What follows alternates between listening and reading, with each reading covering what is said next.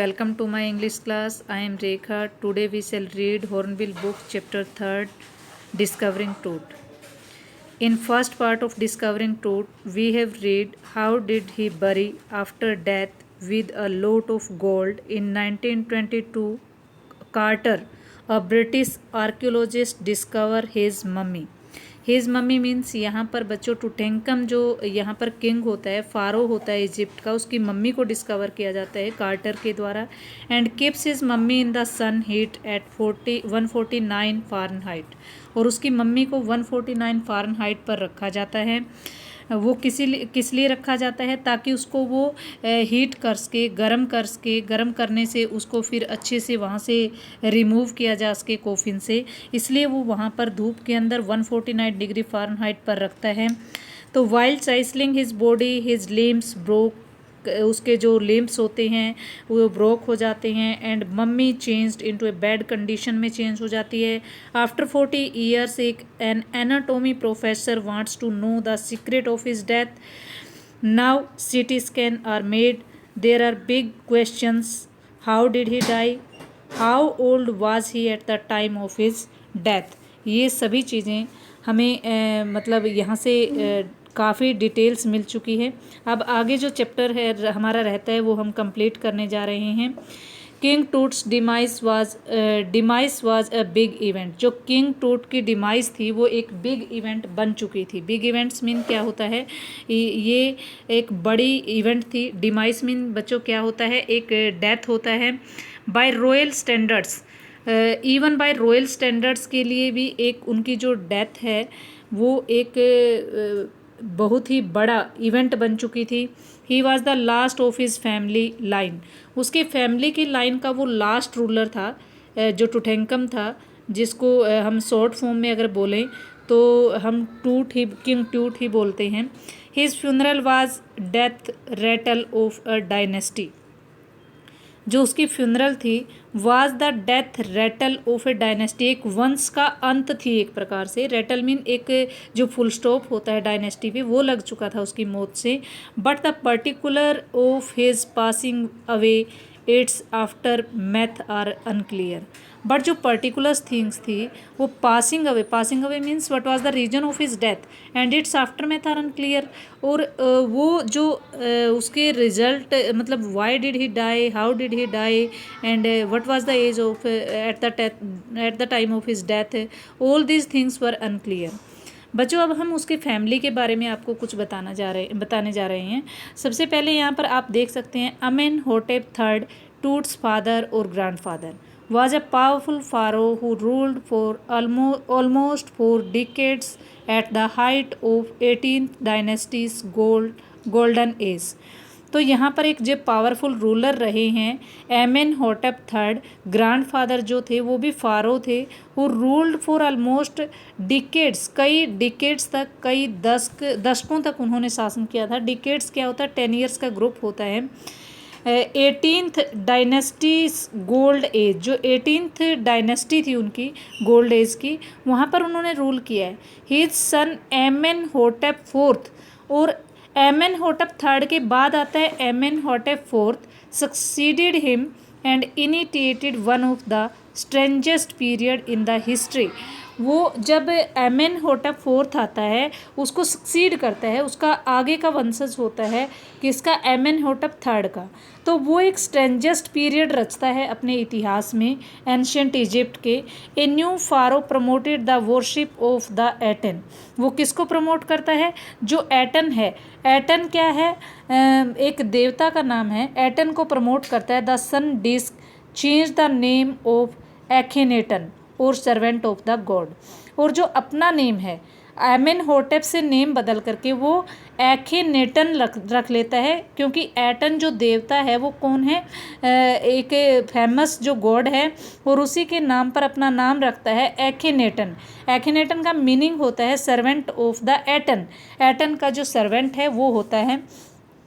moved the religious capital from the old city Thebes to the new city Akhenaten known as the अमरना. और वो अपनी city को भी change कर लेता है. पहले उसकी सिटी क्या थी? थीबस थी. अब वो अमरना में अपनी कैपिटल बना लेता है. एखेटेटन। एखेटेटन क्या करता है? एखेनेटन, जो एखेटेटन थी सिटी उसको अमरना बना लेता है Akhenaten. He is further shocked the country by attacking Amun. वो दोबारा किसके ऊपर? अम्यून जो एक गॉड है, मेजर गॉड, उसके ऊपर अटैक करता है और पूरे कंट्री को शॉक में डाल देता है। स्मैशिंग हिज इमेजेस, उसकी इमेजेस को ब्रेक कर देता है। क्लोजिंग द टेम्पल, टेम्पल को क्लोज कर देता है। It might have the horrific time, horrific time, horrific means बहुत ही टेरिबल टाइम रहा होगा। सेड रे जॉनसन, रे जॉनसन ने ये कहा है, director of the University of Chicago research centre in Luxor. Luxor के अंदर शिकागो रिसर्च सेंटर के एक जो डायरेक्टर है रे जॉनसन, उसने कहा कि जब उसने वो देवताओं की मूर्तियां तोड़ी हैं, अम्यून देवता की मूर्ति तोड़ी, टेम्पल तोड़े थे, उनको बंद कर दिया था, तो उस समय वो टाइम कितना टफ रहा होगा। The site of the ancient Thebes, the family that had ruled for centuries was coming to the end. क्योंकि उसने अमरना अपनी न्यू कैपिटल को बना लिया था और जो पुरानी कैपिटल थी उसकी वो कौन सी थी? वो थिब्बस थी। जो थिब्बस थी वो came to an end, end means उसका विनाश हो चुका था। Then Akhenaten went a little wacky. तो उस समय जो एखेनेटन्स था, एखेनेटन थोड़ा सा एक वैकी टाइप का हो जाता है। वैकी मीन्स बच्चों क्या हो जाता है? बिल्कुल एक, जिसको हम बोलते हैं बिहेव इन स्ट्रेंजली, जो बंदा बिहेव स्ट्रेंजली करता है वो वैकी होता है। तो वो ऐसे ही तरीके से स्ट्रेंज तरीके से बिहेव कर रहा था, सभी सरप्राइज हो रहे थे उसके बिहेव से। नेक्स्ट बच्चों, after एखेनेटन्स death a mysterious ruler named स्मेंक्रे। स्मेंक्रे means क्या होता है? एक स्मेंक्रे नाम का एक मिस्टीरियस रूलर आता है उसकी डेथ के बाद। किसकी डेथ के बाद? एखेनेटन की डेथ के बाद, जिसने अपनी कैपिटल भी अमरना को बनाया था। अपीयर्ड ब्रीफली, वो थोड़े से जो स्मेंक्रे होता है, स्मेंक्रे क्या करता है? थोड़ी देर के लिए आता है। And existed with hardly a trace, उसको ट्रेस करना भी बहुत ही ज़्यादा हार्ड है। Then a very young Tutankhaten took the throne. उसके बाद जो मेन जिसके बारे में हम पढ़ रहे हैं, टुटेंकन आता है, किंग टूट जिसको हम बोलते हैं, as he is widely known today, जिसको वाइडली हम आज इस नाम से जानते हैं। The boy king soon changed his name Tutankhamun, वो अपने नेम को चेंज कर लेता है। अम्यून देवता जो था, पीछे उसके जो फादर ग्रैंडफादर थे उन्होंने अम्यून की मूर्तियों को तोड़ा था, उसी अम्यून देवता के नाम पर अपना नाम रखता है टुटेंकम, लिविंग इमेज ऑफ अम्यून। वो अपने आप को क्या कहता है कि मैं अम्यून की लिविंग इमेज हूँ। Oversaw a restoration of the olden age, और वो रेस्टोरेशन मीन्स होता है दोबारा लेकर आना चाहता है उन पुराने दिनों को जो पहले होते थे, थिब्बस कैपिटल होती थी। ही रिजाइंड फॉर अबाउट 9 ईयर्स, उसने क्या किया? मतलब राज किया, रूल किया 9 ईयर्स तक। एंड देन डाइड अनएक्सपेक्टेडली, मतलब अनएक्सपेक्टेडली होता है विदाउट एनी एक्सपेक्टेशन की, कोई एक्सपेक्टेशन ही नहीं थी कि वो डाइड हो जाएगा, तो वो मर जाता है। रिगार्डलेस क्या होता है? Of his fame and speculations about his fate. Speculations क्या होता है? जो आइडिया होते हैं, जो मतलब एक गैस होते हैं, लगाए जाते हैं, उसका दुर्भाग्य ऐसा क्यों रहा होगा लोगों के द्वारा विदाउट एनी प्रूफ, उसको स्पेक्यूलेशन कहते हैं। Tut is one mummy among the many Egyptians, Egyptians की कई मम्मी में से टूट की भी एक मम्मी थी। हाउ मैनी, कितनी थी? नो वन नोज, ये कोई नहीं जानता। The Egyptian mummy project which began in inventory in late 2003 has recorded 600 mummies so far is still counting। तो 2003 में एक इन्वेंट शुरू की गई थी, एक प्रोजेक्ट बनाया गया था इजिप्ट मम्मी प्रोजेक्ट का, इन्वेंट करने के लिए मम्मीज़ को। उस समय 600 मम्मीज़ को काउंट किया गया था। द नेक्स्ट फेज बच्चों क्या आता है? Scanning the mummy's with a portable CT scan donated by the national geographical society and Siemens it's manufacturer. तो बाद में जो नेक्स्ट फेस आता है मम्मी को स्कैन करने का, वो पोर्टेबल सीटी स्कैन मशीन से आता है। एक पोर्टेबल ऐसी चीज़ होती है जिसको किसी भी तरीके से हैंडल किया जा सकता है। डोनेट की गई थी जो नेशनल जियोग्राफिकल सोसाइटी के द्वारा एंड सीमंस के द्वारा। It's manufacturer. सीमन कौन था? वो इसका मैन्युफैक्चरर था जो पोर्टेबल सीटी स्कैन मशीन का।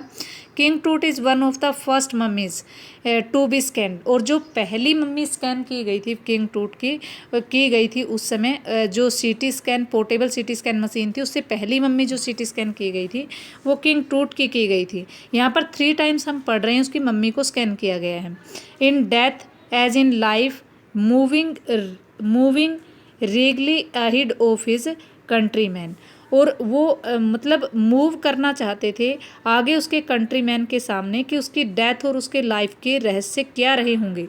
सीटी scan machine scan the mummy head to toe. Head से टो तक उसको सीटी स्कैन किया गया, creating 700 digital X ray image in cross section. Cross section means ऐसे क्रॉस सेक्शंस के अंदर 700 डिजिटल्स जो थे वो क्या किए गए, एक्सरे इमेज ली गई। ट्यूट्स के हेड की स्कैन किया गया। इन 0.62 millimetre slice of register it's intricate structure. जो की 0.62 की स्लाइसिस थी रजिस्टर करने के लिए उसके इंट्रिकेट स्ट्रक्चर को, इंट्रिकेट मीन्स होता है जो टफ स्ट्रक्चर था, जटिल स्ट्रक्चर था, उसको नोट करने के लिए ये किए गए थे। Takes an eerie detail in the resulting image. Eerie means होता है एक स्ट्रेंथ सी डिटेल देती है और उसका रिजल्ट क्या आता है इमेज का, with Toots entire body similarly recorded. जैसे टूट की जो एंटायर बॉडी थी वो रिकॉर्ड की गई। A team of specialist in radiology. एक टीम आती है स्पेशलिस्ट की रेडियोलॉजी की। Forensic and anatomy. फोरेंसिक और एनाटोमी के अंदर begin to probe the secret. वो जो टीम होती है फोरेंसिक की और एनाटोमी की वो सीक्रेट को जानने की कोशिश करती है। That wing the goddesses of a gilded burial shrine protected for so long. कि जो विंग्ड गोडेस है, जो विंग्ड वहाँ की एक देवी है, वो क्या उनकी जो गिल्डेड बरियल बॉडी है, डेड बॉडी है, श्राइन के अंदर जिनको रखा जाता है, वो कितने लंबे समय तक उनकी रक्षा करती है, ये सब चीज़ें जानने की कोशिश की जाती हैं। सभी के सभी सीटी स्कैन करना शुरू करते हैं एनाटॉमी की तरफ से और फोरेंसिक लैब के सभी जो डॉक्टर्स आते हैं उसको सीटी स्कैन के करते हैं। The night of the CT scan क्या होता है, workman carry tooth from the tomb in his box. जो वर्कमैन होते हैं टोम से उठा करके बॉक्स में तक ले आते हैं। Like pall bearers they climbed a ramp और a flight of the stairs. Pall bearers means होता है जैसे अर्थी उठाने वाले। पॉल बियरर्स कौन होता है, जो अर्थी उठाने वाले होते हैं, जो डेड बॉडी को 4 व्यक्ति उठाकर लेके जाते हैं, उनको पाल बियरर्स बोलते हैं। क्लाइम्ड अप ए रैम्प, वो एक रैम्प के ऊपर चढ़ते हैं। और एक फ्लाइट जो स्टेयर्स की होती है, स्टेयर्स का ग्रुप होता है, उस पर जाते हैं। इन टू द स्विरलिंग सैंड आउटसाइड, और फिर आउटसाइड में जो स्विरलिंग करते हैं सैंड को। Then rose on a hydraulic lift into the trailer, फिर ट्रेलर में एक हाइड्रोलिक लिफ्ट करते हैं, लिफ्ट मीन उठाते हैं। Then the scanner held the scanner, उसके बाद उसका स्कैनर किया जाता है। 20 minutes later 2 man emerge, 20 minutes के बाद 2 मैन आते हैं, इमर्ज होकर के आते हैं। Sprinted for an office nearby, जो ऑफिस के नियर बाई है। And return with a pair of white plastic fans, और उन्होंने क्या किया, एक पेयर लेकर के आए वो वाइट प्लास्टिक फैन का। द $1 मिलियन स्कैनर, जो $1 मिलियन थे स्कैनर के, had quit because of sand in A cooler fan.